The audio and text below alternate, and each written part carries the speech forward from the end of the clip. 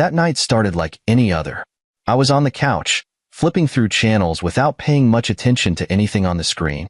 The house was quiet, the kind of silence you get used to when your partner works late. Claire, my wife, had been working longer hours recently, something to do with her latest acting project. I had convinced myself that it was just the demands of her career, a natural side effect of her landing a role in a major production. It was a big deal for her, a chance to star alongside Adrian Shaw, a name that could open doors to a world she had dreamed of since we first met. I wasn't proud of the little twinge of jealousy that hit me when she talked about him. Adrian Shaw, the golden boy of Hollywood, with his charm, wealth, and perfectly sculpted jawline. But Claire was my wife, and I trusted her. Or at least, I thought I did. When my phone buzzed on the coffee table, I grabbed it, eager to hear her voice. She had promised to call when she got the chance, and I had been looking forward to it. That's the thing about long marriages. You start to cherish the little moments. Her voice at the end of a tiring day had always been one of those moments for me. "Hey, Claire," I said as I answered, already picturing her smile. But her tone stopped me in my tracks. It wasn't her usual warm, playful voice. It was cold, almost clinical, like she was reading from a script she had rehearsed 100 times. "Noah," she said, her voice clipped and distant. "We need to talk." My stomach sank. Isn't that what people always say before delivering bad news? "What's wrong?" I asked, my grip tightening on the phone. "Is everything okay?" There was a pause, and then she sighed. A heavy, tired sound that carried a weight I couldn't quite place. "No, it's not. Look, there's no easy way to say this, so I'll just say it. I want a divorce." For a moment, I couldn't breathe. The words didn't make sense, like hearing a foreign language you don't understand. Divorce? Claire and me? I felt like I'd missed a crucial scene in the story of our lives. "What are you talking about?" I managed to say, though my voice didn't sound like my own. "Where is this coming from?" Her response hit me like a punch to the gut. "I'm with Adrian," she said, each word cutting like a blade. "He's everything I've been missing, Noah. I can't pretend anymore. You and we've been over for a long time." I couldn't believe what I was hearing. Adrian. Of course. The perfect co-star, the charming actor with his smug grin. But what was she saying about us? "Claire, we've been married for 10 years. 10 years. And you're throwing it all away for what? A fling with a rich actor?" "It's not a fling," she snapped, irritation creeping into her voice. "Adrian makes me feel alive, something you haven't done in years." Those words. I don't know if I'll ever forget them. They twisted in my chest, sharp and cruel, turning everything I thought I knew into dust. I wanted to scream, to argue, to make her see sense, but I couldn't find the words. She didn't wait for me to respond. "Don't make this harder than it needs to be, Noah," she said, her voice softening just a fraction. "I'll have the papers sent over. And please, don't call me again." The line went dead, and I just sat there, staring at my phone. My mind replayed her words over and over, each one louder than the last. Divorce. Adrian. Alive. What did that even mean? Was she saying I had failed her as a husband? The room felt too small, the silence too heavy. 10 years. 10 years of building a life together, of shared laughter, arguments, vacations, dreams, all reduced to a phone call.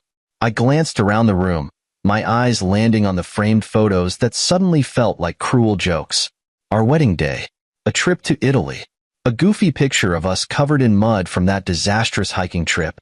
I couldn't reconcile those memories with the Claire who had just hung up on me. I told myself it had to be a mistake. Maybe she was just overwhelmed. Or maybe Adrian had filled her head with promises he wouldn't keep. But deep down, I knew. This wasn't impulsive. She had made up her mind long before this call. I stayed on that couch for hours, numb and frozen, until the sun started to rise. When I finally went to bed, her words followed me, haunting me like a bad dream I couldn't wake up from. The next morning, I woke up with that familiar, crushing weight in my chest. For the briefest moment, I thought it had all been a nightmare. One of those horrible dreams you wake up from with a cold sweat and a sense of relief. But then reality came rushing back, sharp and unrelenting. Claire wanted a divorce. Not just that, she was leaving me for Adrian Shaw, Hollywood's golden boy. I dragged myself out of bed, but I couldn't shake the feeling that none of this made sense. Claire and I had problems like any couple, but we weren't broken. At least, I didn't think we were. I needed answers, something to explain how my life had fallen apart in the span of a phone call. I sat at the dining table with my laptop, staring at the photos of us displayed on the walls. Memories of happier times mocked me as I opened Claire's social media accounts, emails, and calendar. I wasn't proud of it, but desperation makes you do things you never thought you would. At first, I felt ridiculous, like some paranoid fool searching for clues in a mystery that didn't exist. But then, small inconsistencies began to stand out. Gaps in her schedule that didn't make sense. Receipts for expensive dinners in places I'd never heard of, places I knew I hadn't been. A nagging thought began to grow in my mind, something dark and insidious. It wasn't long before I stumbled upon a photo on Instagram. It was from a behind-the-scenes party for the production Claire was working on. Claire wasn't in the photo itself, but I noticed her dress, a shimmering silver gown I'd seen hanging in our closet, just out of frame. And there, standing front and center, was Adrian Shaw. His grin was smug, his arm draped casually over someone I couldn't see. My chest tightened as I pieced together the details. If she was at that party, why didn't she tell me? And why was she so careful to avoid being in the spotlight when Adrian clearly had no issue being seen? As the morning wore on, I kept digging. The receipts, the gaps in her calendar, and the photos all started to weave a damning picture. The late-night rehearsals, the sudden weekend trips she said were for work. It wasn't paranoia anymore. It was a pattern. Part of me didn't want to believe it. Maybe I was jumping to conclusions. Maybe there was a perfectly reasonable explanation for all of it. But my gut told me otherwise. This wasn't just a misunderstanding or a lapse in judgment. Claire hadn't met Adrian Shaw during the filming of this latest movie. She'd been seeing him long before that. I felt a surge of anger, hot and consuming. How long had she been lying to me? How long had she been sneaking around while I sat at home, trusting her? My mind raced with memories I hadn't thought twice about at the time. The way she'd come home late, claiming she was too tired to talk. The moments she'd brushed off my attempts to connect, saying she was just stressed. It was all so obvious now, but I had been too blind to see it. I wanted to scream, to punch a wall, to do anything to release the storm of emotions building inside me. But instead, I just sat there, staring at the evidence, feeling like the biggest fool in the world. Around midday, the house started to feel suffocating. Every corner was a reminder of her, of us. The photos from our honeymoon, the coffee mug she always used, the script she used to ask me to help her read. I couldn't stand it. I grabbed my keys and left, driving aimlessly until I found myself at a small diner on the edge of town. It was the kind of place where nobody would ask questions or try to make conversation, a safe haven for someone whose life was falling apart. I ordered a cup of coffee, not because I wanted it, but because it gave me something to do with my hands. As I sat there, staring at the dark liquid in the mug, I felt the weight of everything pressing down on me. That's when my phone buzzed. I flinched, my heart leaping with the faint hope that it might be Claire. Maybe she'd come to her senses. Maybe she'd call and tell me it was all a mistake. But when I looked at the screen, it wasn't Claire. It was an unfamiliar number. For a moment, I considered ignoring it, but something made me answer. "Noah," the voice on the other end said cautiously. It was a woman's voice, one I didn't recognize. "Yes," I replied, my tone wary. "Who is this?" "My name is Lauren," she said, her words deliberate and careful. "I'm Adrian's ex-wife." I froze, the air seeming to leave the room. Adrian's ex-wife? What did she want with me? "I'm sorry to reach out like this," she continued, "but I thought you should know what's been going on. If you're willing to listen, I think we can help each other." I tightened my grip on the phone, anger and curiosity swirling inside me. Whatever she had to say, I was ready to hear it.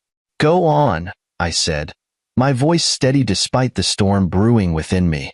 I leaned against the counter at the diner, phone pressed tightly to my ear. My pulse was racing, and I could barely think straight.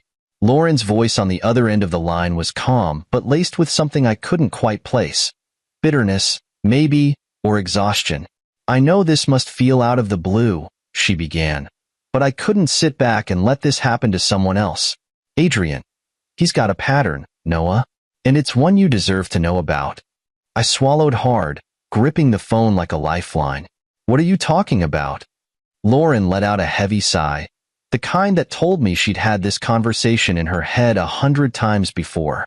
Adrian has a way of finding women at their most vulnerable. He makes them feel special, wanted, alive. But it's all an act. He's done it before, and he'll do it again. Claire isn't the first, and she won't be the last. Her words hit me like a punch to the gut. Part of me wanted to hang up, to tell her she was wrong, but deep down, I knew she wasn't. I stayed silent, letting her continue. I was married to him for 6 years, she said, her voice steady but tinged with pain. At first, it was perfect. He was charming, attentive, everything I thought I wanted. But then the cracks started to show. Late nights at work, secretive phone calls, unexplained absences. Sound familiar? It did. Too familiar. My jaw tightened as I thought about the gaps in Claire's calendar, the excuses she'd given me, the way she'd been pulling away. He's a manipulator, Noah, Lauren continued. He reels women in, makes them feel like they're the center of his world. And once he's gotten what he wants, he moves on. Every time. I wanted to ask her why she was telling me all of this, why she cared what happened to me and Claire, but I couldn't find the words. Lauren didn't wait for me to respond. I know it's a lot to take in, she said, her tone softening just a little. But I've got proof. Photos, texts, even recorded calls. If you want to see it, I'll send it to you. I'm not doing this to hurt you, Noah. I just think you deserve the truth. For a moment, I just stood there, staring blankly at the counter as her words sank in. Proof. It wasn't just speculation or bitterness. She had evidence, tangible proof of what Adrian was doing. Not just to Claire, but to me, to all of us. Why now? I finally asked, my voice rough. Why are you telling me this now? There was a pause on the other end of the line. Because I know what it feels like to be blindsided, Lauren said quietly. I wish someone had warned me when I was in your shoes. And because, if I'm being honest, I'm tired of watching him get away with it. I closed my eyes, the weight of everything crashing down on me. Part of me wanted to tell her I didn't need her help, that I could figure this out on my own. But the truth was, I was in over my head. If what she was saying was true, I needed to see it for myself. Send me what you've got, I said finally. Okay, Lauren replied. I'll send you a link to the folder. Take your time, look through it, and let me know if you need anything else. Why are you helping me, really? I asked, my voice a little sharper than I intended. Because no one helped me, she said simply. And because Adrian doesn't deserve to keep doing this to people. Not to you, not to Claire, not to anyone. Her words hung in the air long after I ended the call. As I drove home, my mind was a chaotic mess of anger, confusion, and something I couldn't quite identify. Maybe a flicker of hope that I wasn't as powerless as I'd felt. By the time I got home, the link from Lauren was waiting in my inbox. My hands trembled as I clicked on it, opening a folder filled with photos, screenshots, and audio files. The first photo was of Adrian, sitting close to a woman at a dinner table, his hand on her thigh. The timestamp was from years ago, long before Claire had met him. The next photo was of him with another woman, her face partially hidden but unmistakably intimate. As I scrolled through the files, a pattern began to emerge. Adrian wasn't just charming. He was calculated. He targeted women, drew them in, and discarded them when they no longer served his purpose. One audio recording stopped me cold. It was Adrian's voice, smug and self-assured. She's hooked, he said, laughing, just waiting for the right moment to cut her loose. Hope she doesn't cry too much. I clenched my fists, the anger I'd been holding back surging to the surface. Claire wasn't just cheating on me. She was being used, manipulated, and she didn't even realize it. I didn't sleep that night. I stayed up, going through every file Lauren had sent, each one solidifying the truth I had been trying to avoid. By the time the sun came up, my anger had hardened into something colder, sharper. If Claire wanted to ruin our marriage for a man like Adrian, she was going to have to face the consequences. And if Adrian thought he could keep getting away with this, he was about to learn just how wrong he was. By the time the next day rolled around, I had come to a decision. I wasn't going to let Adrian Shaw or Claire dictate the terms of this divorce. I had already spent too many years watching her slip away from me, and I wasn't going to let her and her new life destroy me. No, if Claire wanted to leave, she was going to pay the price. But I wasn't doing it out of vengeance, not entirely. I was doing it to reclaim my dignity, my life, and my future. I started by calling Michelle, my lawyer. She was direct, no nonsense, and always got things done quickly. We'd worked together before on a few smaller issues, and I knew she'd be the right person to help me navigate this disaster. "Michelle, it's Noah," I said, trying to keep my voice even. I didn't want to sound like I was falling apart, even though I felt like I might. "I need your help." "Of course. What's going on?" she asked, sounding efficient and calm. I explained everything. I told her about Claire's affair with Adrian, about the proof I had, about how she'd already made up her mind to leave me. I didn't need to explain how devastated I was. She could hear that in my voice. "Do you have a prenuptial agreement?" Michelle asked. "Yes," I replied, almost mechanically. I could still hear Claire's voice in my head, how she'd insisted on it years ago, claiming we needed to keep finances separate. It was her idea, her insistence that we protect ourselves in case something went wrong. "That's good," Michelle said, her tone shifting to more professional. "It'll make things easier. But we need to move fast. The quicker we act, the stronger your position will be, especially if she's planning to drag this out." I nodded, even though she couldn't see me. "I need to make sure I'm covered, Michelle. I can't let her walk away with anything more than she's entitled to. She's the one who made the choice to leave. I want to make sure she understands that there are consequences for what she's done." Michelle was quiet for a moment, and when she spoke again, her voice was firm. "Understood. I'll have the paperwork ready. In the meantime, gather all your assets, accounts, and anything else you think is relevant. We're going to make sure this is as smooth as possible, but we'll also need to be prepared for the worst." I ended the call and sat back for a moment. The air in the house seemed still, almost suffocating. Everywhere I looked, I saw reminders of Claire. Our wedding photos, the books we'd collected together, the clutter we'd accumulated over the years. It felt like the house was closing in on me, like it was choking the life out of me. That's when I decided it was time for the next step. It was time to take control. I called a locksmith. "Change every lock in the house," I told him, my voice sharp. "I don't want anyone getting in without my permission." The locksmith agreed, and I spent the rest of the morning organizing. I packed Claire's things, her clothes, her jewelry, her personal items, and neatly stacked them by the door. It wasn't petty. It was practical.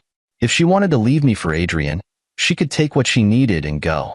As the locksmith worked on changing the locks, I went online and started canceling our shared accounts. Credit cards, utilities, subscriptions. Anything that tied us together was now gone. I wanted nothing left between us except the divorce papers. Once the locks were changed and the accounts were switched over, I felt a strange sense of relief. It was as if the control had finally shifted from Claire to me. She could leave, but she wouldn't be taking anything more than what she was legally entitled to. It wasn't easy, none of this was, but I knew it was necessary. I couldn't let her walk all over me. I had to be stronger than the man who'd been hurt. I had to be stronger than the man who was still in love with her, the man who was still willing to fight for her. By the time the afternoon came, the house felt different. It was quieter, emptier. There were no more pictures of us, no more reminders of the life we'd built together. Just boxes by the door, her things neatly packed up and waiting for her to collect them. I thought about the wedding ring I had taken off that morning. It felt strange not to wear it, but it also felt necessary. I wasn't the same man anymore. Not after everything Claire had done. I wasn't sure who I was anymore, but I knew one thing for sure. I wasn't going to let her destroy me. I was preparing myself for the next confrontation. I knew Claire wouldn't just walk away quietly. She would fight. And when she did, I would be ready. But before the night was over, I got a message. It was from Claire. "We need to talk." I didn't even hesitate. I typed back one word, "No." A few seconds later, my phone rang. I let it go to voicemail. The message that followed was exactly what I expected. "Mark," Claire's voice said, "please, this isn't how I wanted things to go. Can we at least have a conversation?" I deleted the voicemail without listening to the rest. If she wanted to talk, she could talk to my lawyer. The next few days were eerily quiet. No calls from Claire. No texts. I saw her name pop up occasionally on my missed calls list, but I ignored them all. I couldn't bring myself to deal with her yet, not after everything, but I knew it wasn't over. This was just the calm before the storm. And when the storm came, I would be ready. By the time Claire stopped calling, I thought I might finally have some space to breathe. But I couldn't shake the lingering weight of everything Lauren had told me. Adrian Shaw wasn't just some charming actor who happened to sweep Claire off her feet. He was a predator, a manipulator, and someone who thrived on using people until they were of no more use to him. Claire didn't just leave me for someone else. She left me for a fantasy that was destined to collapse. That thought consumed me as I sat at my computer, staring at the folder Lauren had sent. Every file was a puzzle piece, and the full picture it painted wasn't just damning. It was horrifying. Adrian wasn't just an unfaithful man.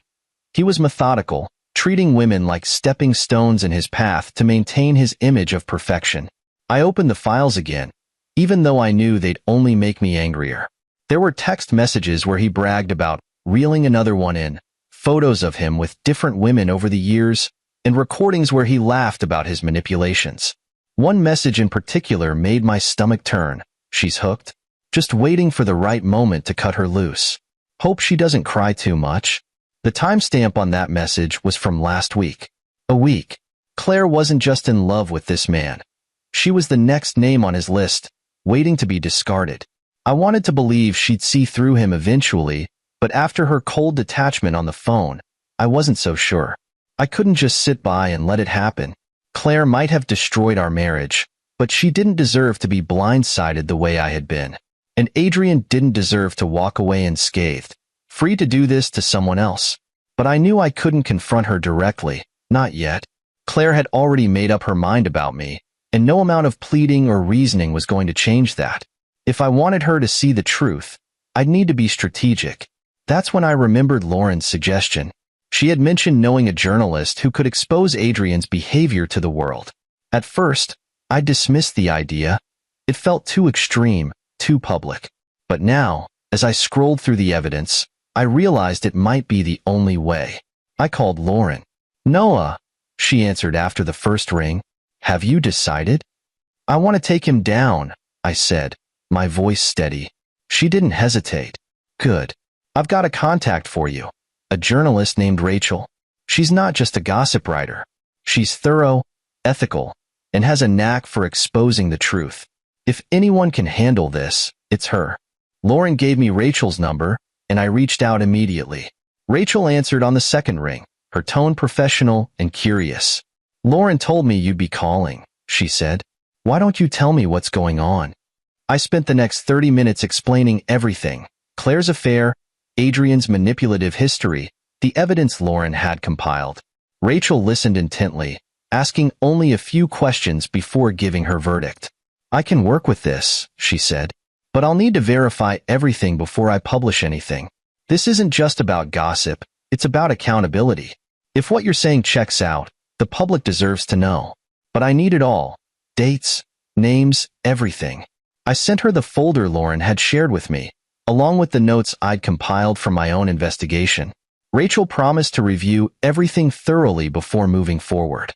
Meanwhile, I called my lawyer, Michelle, to update her. "You're sure you want to do this?"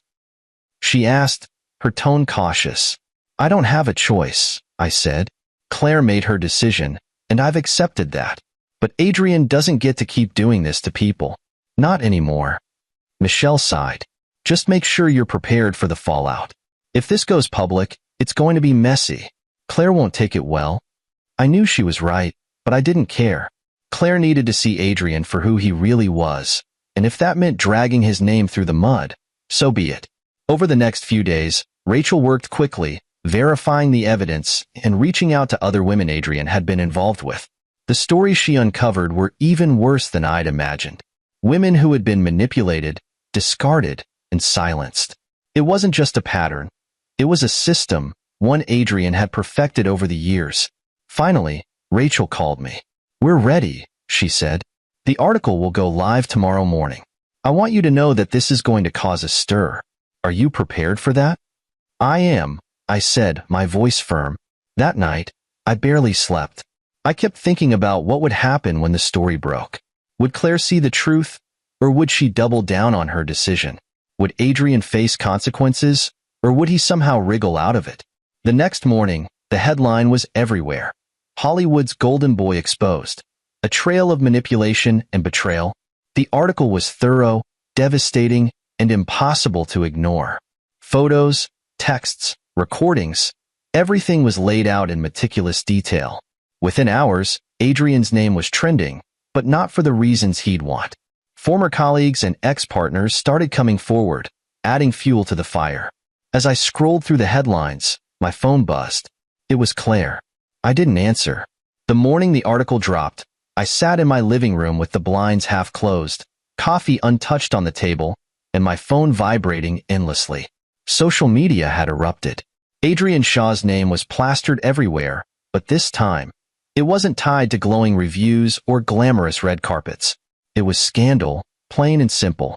Hollywood's golden boy exposed. Those words were like thunderclaps, echoing in every corner of the industry. The article didn't just skim the surface. It dove deep. Rachel had done her job well, piecing together years of Adrian's manipulations, backed by an unshakable mountain of evidence. Every photograph, every recorded conversation, every testimony from women like Lauren made it clear. Adrian was a fraud, a predator hiding behind his perfect smile and golden reputation. I scrolled through the headlines, watching as his world unraveled in real time. Brands pulled their endorsements. Studios issued hasty statements distancing themselves from him. And the internet? It was ruthless. Adrian wasn't just being canceled. He was being obliterated. I kept refreshing my phone, waiting for the inevitable. Claire wouldn't stay silent for long. She couldn't. And sure enough, around noon, her name flashed across my screen. I let the call go to voicemail. I wasn't ready to hear her voice. Not yet. Moments later, a text came through. "Noah, we need to talk. Please." I didn't reply. Another call. Another voicemail. This time, her voice was frantic, almost unrecognizable. "Noah, I don't even know what to say. Did you know about this? Did you have something to do with it? Please call me back." I played the voicemail twice, letting her panic sink in. I could hear the cracks in her confidence, the first tremors of doubt creeping into her perfect little world. For the first time, I thought, maybe she was starting to realize the truth. But I wasn't ready to let her off the hook. By late afternoon, the media frenzy had reached its peak. Claire was caught in the crossfire, her name dragged into the headlines simply by association. Photos of her with Adrian at public events were suddenly everywhere. People speculated whether she had known about his manipulations, whether she was complicit, whether she was just another one of his victims. I couldn't help but feel a grim satisfaction. She had chosen this path. She had chosen him. And now, she was seeing the consequences. It was around 6 p.m. when the doorbell rang. I froze, my chest tightening as I realized who it had to be. Claire. I opened the door, and there she was, standing on the porch. Her hair was unkempt, her makeup smudged, and her eyes rimmed red. She looked nothing like the polished, confident actress she'd been when she left me for Adrian. This was a woman on the verge of breaking. "Noah," she said softly, her voice trembling. "Can I come in?" I stepped aside, watching as she walked into the house. She hesitated in the entryway, her eyes darting around like she didn't recognize the place anymore. "What do you want, Claire?" I asked, keeping my tone cold. She turned to face me, tears brimming in her eyes. I don't even know where to start. I saw the article, the pictures, the texts, all of it. Is it true? I folded my arms, leaning against the wall. "What do you think?" Her voice cracked. "I didn't know, Noah. I swear I didn't know. He never said anything. He told me I was special, that he cared about me." I couldn't stop the bitter laugh that escaped my lips. "Of course he did. That's what he does, Claire. You think you're the first woman he's done this to? You're not even the fifth. She flinched at my words, and for a moment, I almost felt sorry for her. Almost. Noah, she whispered, her voice breaking. I made a mistake. I see that now. I thought he was something he's not, but I didn't know. I stared at her, the woman I had loved for 10 years, and felt nothing but anger and pity. You didn't know because you didn't want to know. You ignored every sign, every red flag, because you wanted to believe the fantasy. And now look where it's gotten you. Her shoulders slumped, and for the first time, she looked truly defeated. I thought he was different, she murmured. I don't know what I thought. Let me make it simple for you, I said, my voice sharp. Adrian Shaw doesn't care about you. He never did. He used you, just like he's used every other woman who's crossed his path. And now that the world knows who he really is, he's going to leave you behind, just like the rest of them. Tears spilled down her cheeks, but I didn't feel any satisfaction in seeing her cry. This wasn't about revenge, not anymore. This was about truth. What do I do now? She asked, her voice barely above a whisper. I shook my head. That's not my problem, Claire. You made your choice. You chose him over me, over us, and now you have to live with that. She opened her mouth to respond, but no words came out. Instead, she turned and walked toward the door. Before she stepped outside, she paused, glancing back at me one last time. I'm sorry, Noah, for everything. I didn't reply. I just watched as she walked away, her shoulders slumping further with every step. When the door closed behind her, I felt a strange mix of emotions: relief, anger, sadness, and something I couldn't quite name. It wasn't closure. Not yet. But it was a start.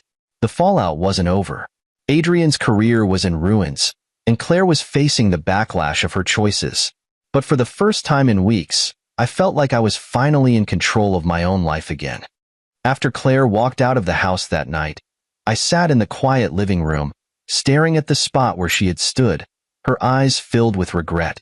Her parting words echoed in my head. I'm sorry, Noah, for everything. For a long time, I dreamed of hearing those words, imagining that they might undo the damage she'd caused. But now that she'd said them, they felt hollow. Too late. Too little. The next day, I called Michelle, my lawyer. It was time to finalize the divorce. Claire's association with Adrian had left her reputation in tatters, and she didn't seem to have the strength to fight anymore. When Michelle reviewed the terms of the prenup, she assured me I was in a strong position. Claire wasn't entitled to much, and frankly, I didn't care about the financial settlement. I just wanted to sever every tie between us.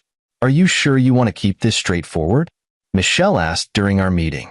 Yes, I replied firmly. This isn't about revenge. It's about moving on. Michelle nodded, her professional demeanor softening slightly. Good. Let's get this done quickly then. Over the next few weeks, Claire and I communicated only through lawyers. She didn't contest the terms, signing the paperwork without resistance. When the final agreement was in place, I felt a strange mix of emotions: relief, sadness, and the faintest glimmer of hope. The life we'd built together was officially over, and now it was time to figure out what came next. One day, as I was sorting through the remnants of our shared life, I came across a box of old photographs. At first, I considered throwing them out, burning them, even. But as I flipped through the images, I realized that not all of them were tainted. There were memories in those photos of a time when we were happy, when I thought we were building something real. I decided to keep the box, tucking it away in a closet. It wasn't about holding on to the past, it was about acknowledging it. Claire had been a part of my life, and no amount of anger could erase that.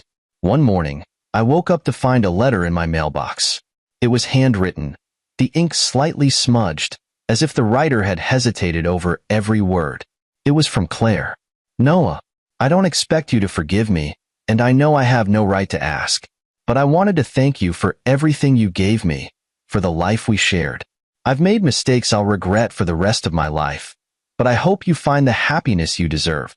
You were a good man, even when I didn't deserve it. I'm sorry, Claire.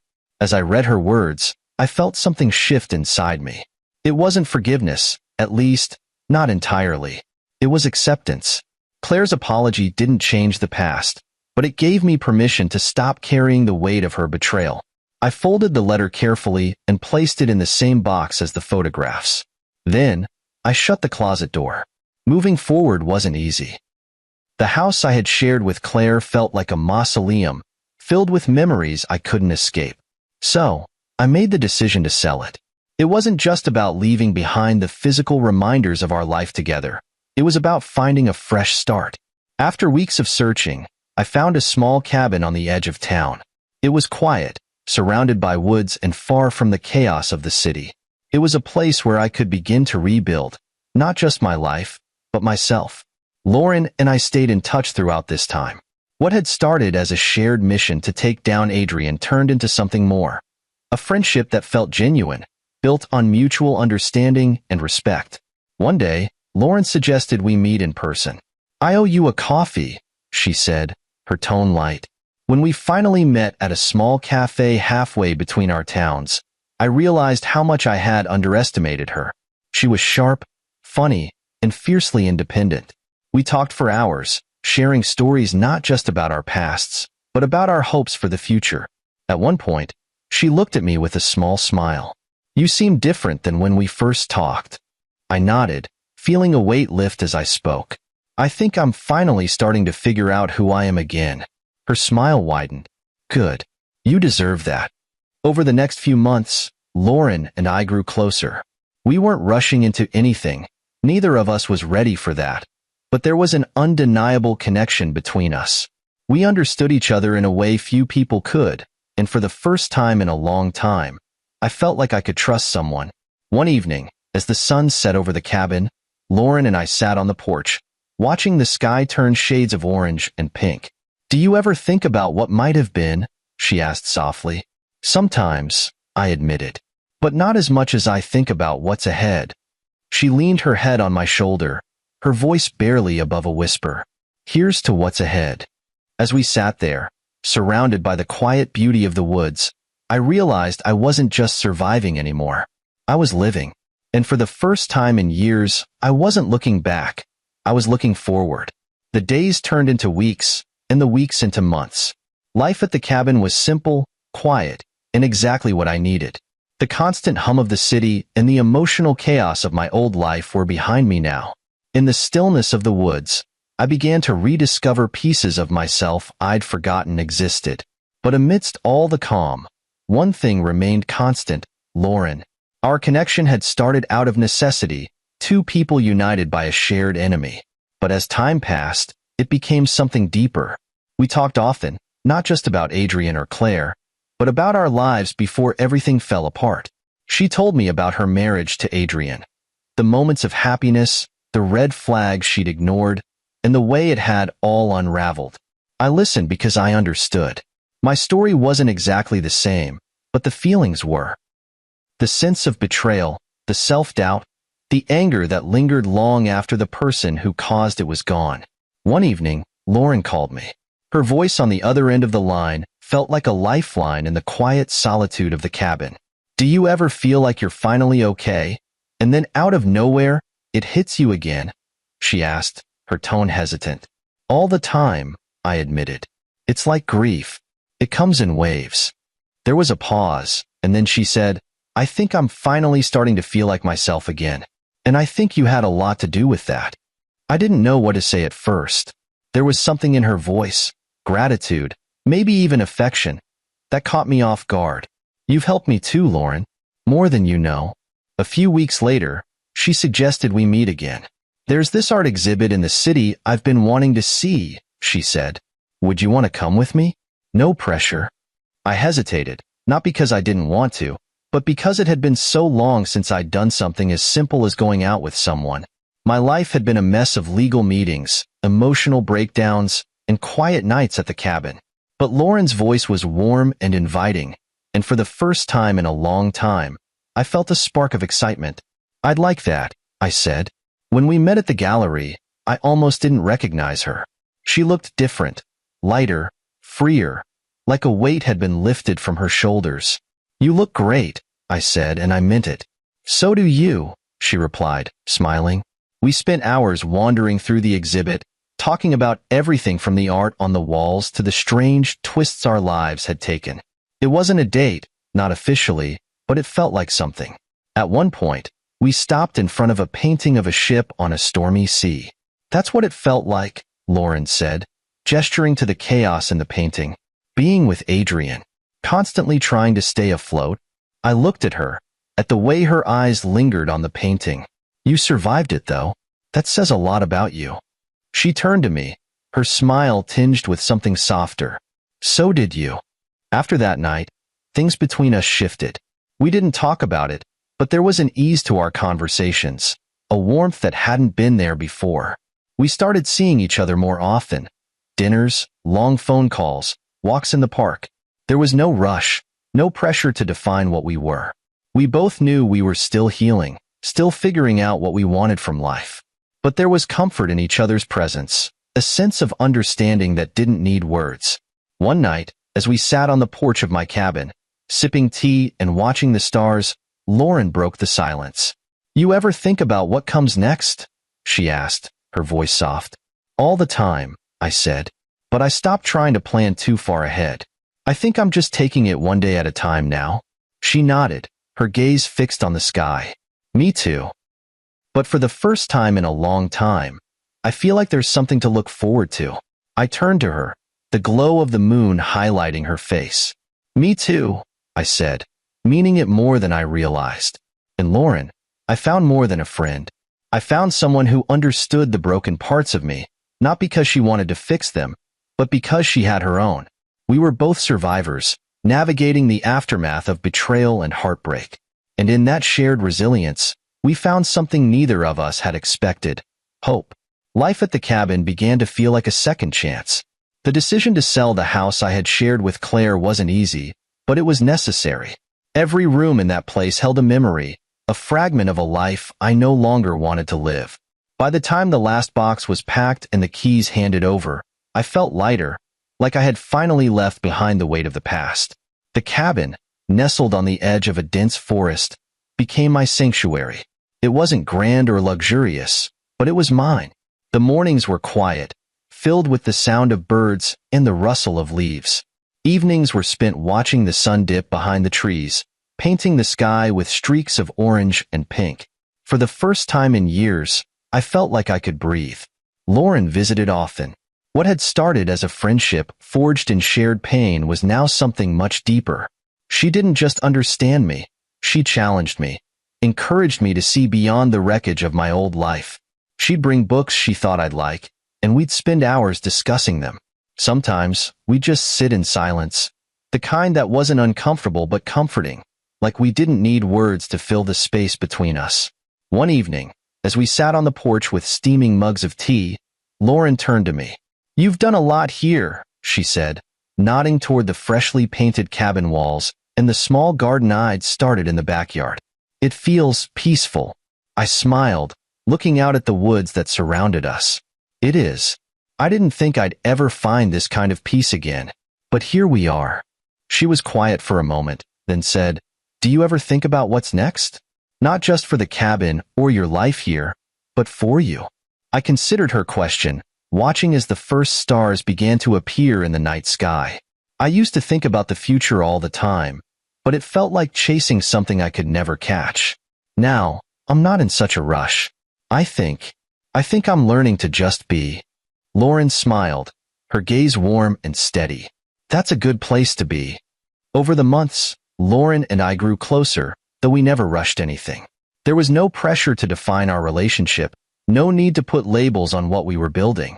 It was enough to know that we were both healing, both finding our way forward. One day, she brought up the past, not as something to dwell on, but as a marker of how far we'd come. Do you ever think about Claire? She asked. Sometimes, I admitted, but not in the way I used to. It's more like remembering a story I read a long time ago. It doesn't hurt anymore. Lauren nodded, her expression thoughtful. I think about Adrian sometimes too, but it's like looking at a scar. It's there, but it doesn't define me. I reached for her hand, and she didn't pull away. It doesn't define either of us, I said. We're more than the people who hurt us. She smiled, her fingers tightening around mine. We are. One evening, as we sat on the porch watching the fireflies dance in the fading light, Lauren leaned her head on my shoulder. I never thought I'd feel this way again, she said softly. Me neither, I admitted. But here we are. She tilted her head to look at me, her eyes searching mine. What do you see ahead? I thought about it for a moment, then said, I see this. Us. Building something better. Something real. Her smile widened, and she lifted her mug in a toast. To what's ahead? To what's ahead, I echoed, clinking my mug against hers. In that moment, I realized something important. For years, I had been looking back, trying to make sense of everything that had gone wrong. But now, for the first time, I wasn't looking back anymore. I was looking forward, with hope, with purpose, and with someone who understood the value of starting over. The cabin wasn't just a place to live. It was a symbol of a life rebuilt. And as Lauren and I sat there, surrounded by the quiet beauty of the woods, I felt a deep sense of gratitude. Not for the pain, but for the strength it had given me. Not for the betrayal, but for the clarity it had brought. The past was a chapter one had finally closed. The future? That was a story Lauren and I would write together.